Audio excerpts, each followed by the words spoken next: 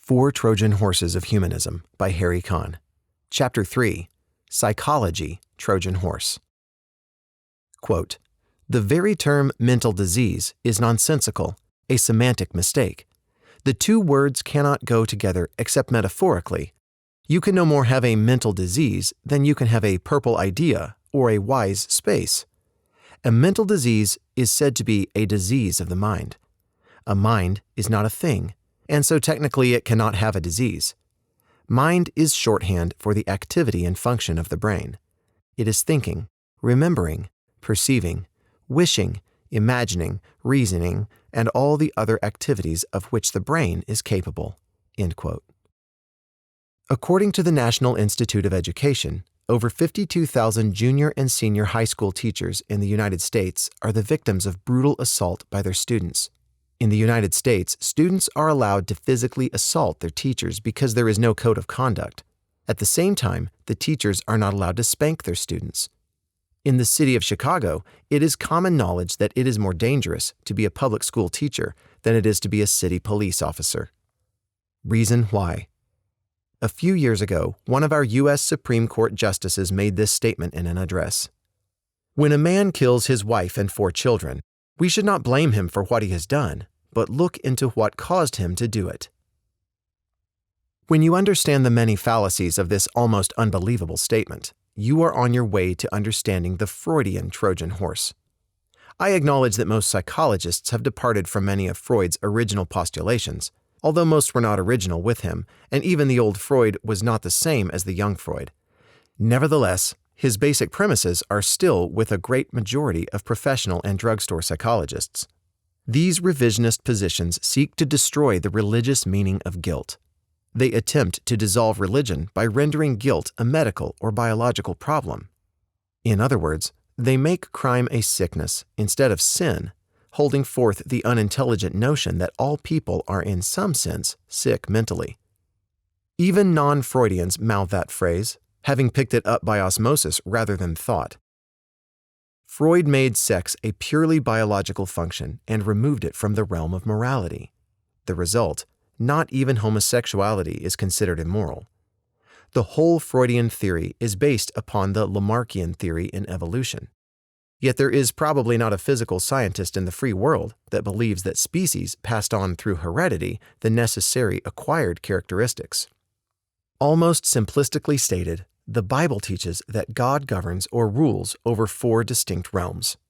They are the inanimate realm, animate or animal realm, providential government, and the government of free moral action. God governs or regulates in the inanimate realm, sun, moon, stars, and anything made up of the 92 or more chemical elements and 10 or more synthetic elements, by the law of cause and effect. He produces a causation and gets the desired effect every time. There are probabilities in man's cause and effect, but not with God. This is physical government, which follows God's physical laws.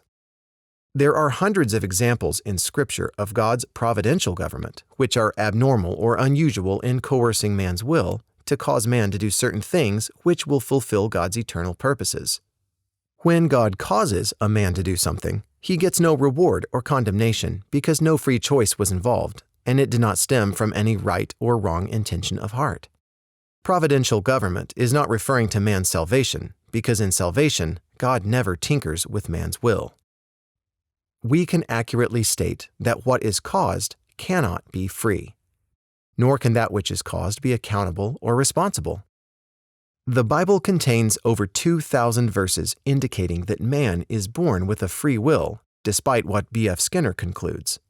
A man can commit an act so many times that it becomes a habit.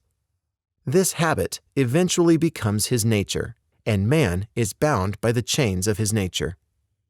Jesus came to break every fetter, but God holds man responsible for the antecedent choices that formed the habits and nature. There is only one verse in the whole Bible that some would claim to show it is possible to cause someone to sin, but it is in the infinitive mood, which has a may or may not. See Matthew 5:32. Jesus wants to forgive man, to set him free to live a life of righteousness and partake of the divine nature. It can also be said that what is free cannot be caused. That which is free is accountable and responsible for its choices which are either praiseworthy or blameworthy. When a person really understands the true nature of sin, one giant light goes on in the human soul. Man can be influenced to sin, but cannot be caused to sin. An influence is not an irresistible force, whereas causation cannot be resisted. A person can have reasons for sin, but not any cause. B.F. Skinner's advances in science may be found in the writing of Robert Owen, whose major work, A New Society, or Essay on Principle of the Formation of the Human Character, expounds the theory that man's character is wholly determined by environment. Behaviorism wasn't true in the 18th century, and it still isn't true. Incipiency of the will. In the 19th century, enlightened Christians had a phrase, incipiency of the will, a concept that this century desperately needs to learn for its survival and influence. Man is created in the image of God, and among other essentials of this image is a free will. The incipiency of the will means that man has the mysterious ability to originate his own actions apart from any outside or inside influence. He can say yes or no to a good influence, and can resist or yield to a bad influence. This is a noumenal concept, as opposed to a phenomenon. It goes beyond the borders of science, which stop when an act, material, intention, or event cannot be touched, tasted, smelled, seen, heard, or put in a test tube. In Mark 6:6, speaking of the town of Nazareth, it says, Jesus marveled at their unbelief. I think if gestures were recorded, it would say, Jesus scratched his head. Look at the sociology of this situation. Jesus, the only begotten Son of the Father, lived sinlessly in their town. I think he had the same heredity, with the exception of conception, as his half-brothers and sisters, or he could not have been tempted in all points like as we are, yet without sin. Yet they were offended at him, and did not believe on him, though some did after the resurrection. So look at the environment, heredity, and truth they had, and yet they said no to this good influence. The text says Jesus marveled at their unbelief. He didn't diagnose or psychoanalyze their unbelief. He knew that as the Savior and sin-bearer, he could be a good influence and a good teacher, but he could not cause good or right conduct. He could not cause his hearers to accept or reject him. He marveled at the evidence and truth they resisted and rejected. They undoubtedly had reasons, although invalid, for rejecting Christ, but certainly no causations. We live in a Freudian age. Accordingly, when a person does something wrong or is guilty of some aberration or crime, we ask, what caused it? Inherent in this question is an attempt to relieve the guilty of free will, accountability, responsibility. Unfortunately, it will not relieve them of their guilt. I live in a city where a few years ago, a fine 15-year-old boy named Jody Didier disappeared one morning while on his paper route at 5:30 a.m. He was never seen alive again. About 3 weeks later, he was found hanged by the neck in a cottage of a Boy Scout camp about 70 miles away. He had been abused to death by a homosexual sodomite truck driver. After much diligent police work, the culprit was arrested and he confessed. He obtained a change of venue from our circuit court to the Circuit Court of Rock Island, Illinois, for trial. During the trial, it was revealed that he had abducted and sexually molested another 10-year-old boy about 10 years before in a small town about 50 miles from our town. He had been convicted and given a very long sentence. He was turned loose after 6 years because the prison doctor said, "We thought he was cured." By saying this, the doctor made him out to be sick, instead of sinful, mean, degenerate, irresponsible, and guilty of a heinous crime. According to sociologists, man is a product of society. This social determinism, with its categories of behaviorism, functionalism, and voluntarism, makes society responsible for everything man does. Individual responsibility has been abandoned in favor of social responsibility. The inevitable conclusion of this teaching is that society must be responsible for crime and deviancy, since it is responsible for all man's social behavior. Personal blame and guilt then lose their traditionally accepted meanings. After all, you can't really blame someone for wrong action that was not the result of a personal choice, but was the inevitable consequence of his past history. Man then can't help what he is doing. He is a helpless victim of heredity and social factors. He is bound to do whatever he does. If you can't really blame someone, then it's not right to punish him either. So it is not at all surprising to find present-day sociologists calling for the elimination of our prisons and jails. These demands are logical and consistent if social determinism is true and social responsibility is allowed to replace individual responsibility. However, these presuppositions, according to the Bible and our own personal experience, are wrong. The Bible is the only book of true preventative psychology ever written. The church needs to learn a difference between a weakness and a disease. You cannot reason with a sickness, try to educate or talk a person out of a case of smallpox. If mental problems are a sickness, then why not talk about them at $70 an hour to a psychiatrist? A disease, by definition, is an abnormal condition of an organism, especially as a consequence of infection or malfunction that impairs normal physiological function. The word physical doesn't mean mental, so how could a mind, which is an activity, be sick or have a disease? Counseling won't change a disease or sickness, but it certainly can help a weakness. And to be quite frank, mental disease is a contradiction in terms, and mental problems are problems in living, not diseases. If the brain does get a disease, what is needed is not counseling, but the help of a neurosurgeon. Diseases have causative agents, or physical deficiencies or malfunctions. Weaknesses have influences, lack of strength, lack of knowledge, lack of desire to face reality and fulfill responsibilities. A person with a weakness can be strengthened to cope with stress through truth, love, exercise, and concern, and God's church should have these in great supply. Why do our preachers and teachers lay down and play dead for the Freudians, when even Freud said he only offered an understanding of the problems, not any solutions? Christian workers must wake up. The greatest evangelist our country has ever had, in my opinion, was Charles G. Finney. He said that it was the Christian worker's job to take sides with God against sin and tear down all of the sinner's hiding places. The Bible teaches that sin is not natural to man and is willfully committed. Triumphs against the natural order of living exact unforeseen payments. Man was created for the throb of holiness, not for the supreme gratification of self. And when man sins, he is violating his design and can only reap the painful consequences of his unintelligent choices. This explains why there is no peace for the wicked. We need to teach people that when they choose a course of action, they are also choosing the consequences that are inseparably connected with the act, regardless of whether it is a good act or a sinful act. Those consequences may last a lifetime and into eternity. William Glasser, in his book Reality Therapy, says his mental patients are not sick, they are crazy. The reason he calls them crazy is because they are committing crazy acts.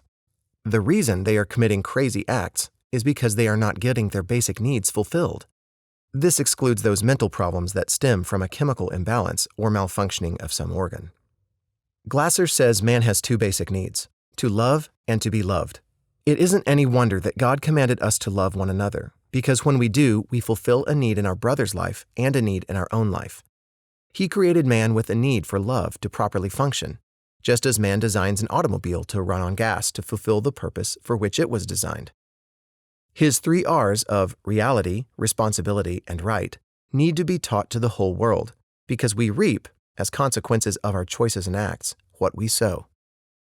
But what of those who deny that mankind is the standard and hold that biblical faith requires separation and division? The prophets of mental health of this religion of humanity know the answer. They are mentally sick. God's hell is outlawed, but a new hell has opened up to apostates, mental sickness, with its many mansions. Mental health is so defined that not only political and economic conservatives, but all Orthodox Christians are clearly sick. Did not Freud say that religious people avoided the personal neuroses by accepting the cosmic neurosis? The fact that they are more responsible, stable, and neurosis-free is itself proof of their sickness, i.e., acceptance of the cosmic neurosis, God. The prophets of mental health must be given free rein to heal mankind by a vast reorganization of the world. The results of the mental health programs have been a steady encroachment on civil liberties of a most flagrant sort. The power of the psychiatrist is the foundation of a new and more fearful inquisition. The relationship of the psychiatrist to courts of law is increasingly seen by many as a threat to society. To criticize the mental health movement is to draw fire on oneself as mentally disturbed, and also an added evil, a champion of political and economic conservation. Dr. Stanton E. Samenow has worked at a federally run Washington mental hospital and has learned that criminal behavior is not a mental illness and cannot be reversed by giving people education, jobs, or money. Samenow said that the experience caused the psychologist there to throw out beliefs that people committed crime because they felt guilty and subconsciously needed to be punished. Samenow said he and his colleague Dr. Yokelson identified 53 separate thinking patterns that each of their 225 hardcore criminals, from white-collar crooks to grade school dropouts, had in common. Those characteristics included anger, pride, sentimentality, lying, intolerance of fear, and procrastination.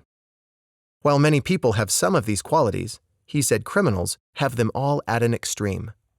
Yokelson found out that his subjects, about half of whom had been admitted to St. Elizabeth's Hospital after being declared insane, weren't insane at all. Samenow said he and Yokelson sought to change thinking patterns of the criminals that had developed over a lifetime, and in recent years experienced considerable success. Certainly, this provides convincing evidence that mental problems and crime stem from moral problems. Perhaps someday we will follow the Apostle Paul's method to show people that they are guilty instead of pathetic. Glasser says that the conventional weakness of psychology and psychiatry has been that we have left out morality. In a 1974 issue of Psychology Today magazine, he stated, "When you go to a therapist, all you are doing is buying a friend." Commenting further, Dr. Glasser remarked, "You could get rid of all of us psychologists and psychiatrists, and the world would never miss us." In his book, The Death of Psychiatry, Dr. Torrey forcefully proves the fallacy of calling mental problems a disease. He defines them as problems in living. He says only 5% of the people in mental institutions are there because of physical problems of the brain, such as a brain tumor, syphilis, and so on, and they should be treated by neurologists, not by psychologists and psychiatrists. In private practice, the percentage is much less. Torrey writes, "In a society permeated with the ideals of democracy and the Judeo-Christian faith, we have been wary of trying to solve social problems, for all the impersonal elements in them, in ways that ignore the fact that most social problems are rooted in the personal choices that individuals make daily. In brief, the personal ethic has been regarded as the substratum of the social ethic." The only place in the universe where man can get his guilt truly resolved is at Calvary. Why throw our fellow man into the Freudian Colosseum when we have a Savior in Jesus Christ, the Church, and the Christian family to supply the love all people need and the balm in Gilead to solve the guilt problem? If you've been around college campuses and other places of inquiry, it isn't uncommon to hear such a remark. If there is a God, why doesn't he do something about all the suffering in the world? When one understands that Christ died not only so the guilty penalty could be transferred from the guilty to the innocent, but also to reduce the amount of suffering in the universe, it is very apparent that God is vitally interested in reducing and eliminating suffering. While I am grateful for every Christian and secular hospital in the world, and every humanitarian agency working to alleviate physical and mental pain, when the atonement of Christ on Calvary is fully understood, it can be seen that Jesus Christ is doing more than all of the combined human agencies of man to alleviate suffering. He is doing this by forgiving and transforming people so that they can lead a benevolent life and so terminate the infliction of pain and suffering upon others and themselves by their own selfish misconduct. This is not to deny or denigrate the divine physical healing taking place every day.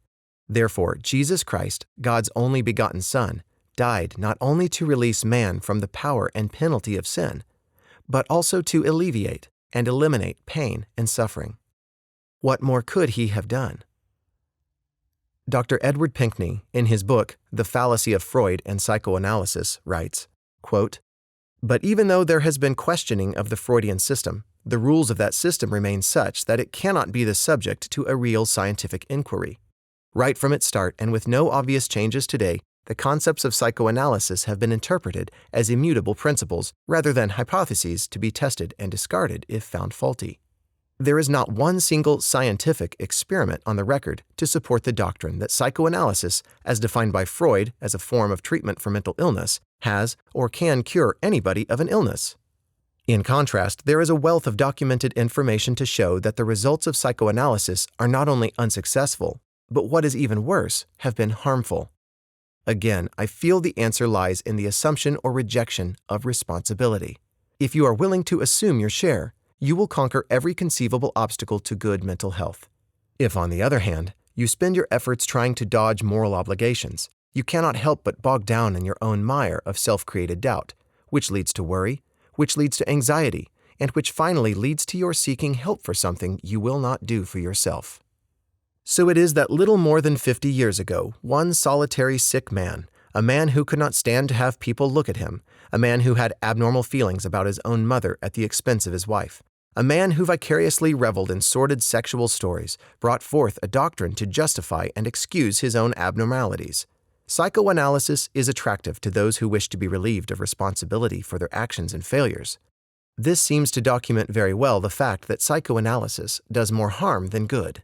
And all I hope to do is to burst the bubble of belief in psychoanalysis, and by so doing, reverse the tide that has saturated our culture and permeated our everyday activities.